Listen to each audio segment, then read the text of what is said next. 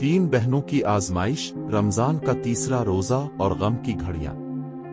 रमजान का मुबारक महीना था, रहमतों और बरकतों से भरा हुआ, मगर कुछ घरों में आजमाइशें भी थीं।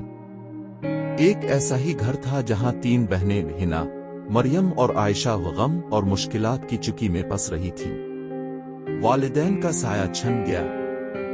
ये तीनों बहनें बचपन से ही एक दूसरे का सहारा थीं। चंद माह पहले उनके वालिदैन एक हादसे में वफात पा गए थे। रमजान का तीसरा रोजा था, मगर उनके घर में वो खुशियां नहीं थीं जो पहले हुआ करती थीं। वही दस्तरखान जिस पर कभी वालिद इफ्तारी के वक्त दुआ करवाते थे, अब सादगी और खामोशी में डूबा हुआ था। तकलीफों का सिलसिला। हिना सबसे बड़ी थी, सिर्फ 18 साल की, मगर हालात ने इसे वक्त से पहले बड़ा बना दिया था। वालिद के जाने के बाद अखराजात का बोझ इस पर आन पड़ा।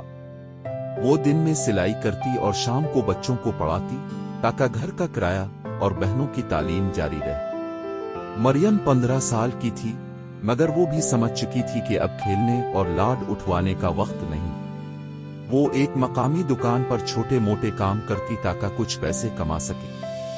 छोटी बहन आयशा अभी सिर्फ 10 साल की थी।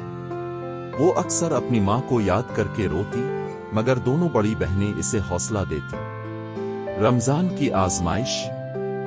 तीसरे रोजे की शाम थी। हिना ने किसी तरह 2 खजूरें और थोड़ा सा खाने का इंतजाम किया था। पानी के साथ इफ्तार करते हुए तीनों बहनों की आंखों में आंसू आ गए।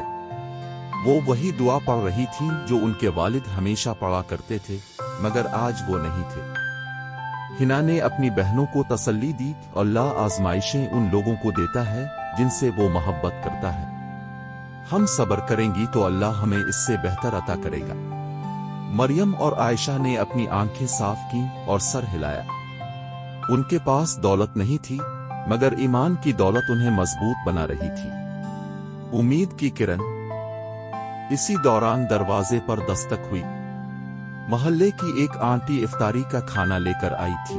उन्हें किसी ने बताया था कि ये 3 बहनें बहुत मुश्किलात में हैं। आंटी ने कहा, बेटा, रोजे का असल सवाब दूसरों के साथ बांटने में है, ये खाना कबूल करो। ये सुनते ही तीनों बहनों की आंखों में खुशी और शुक्र के आंसू आ गए।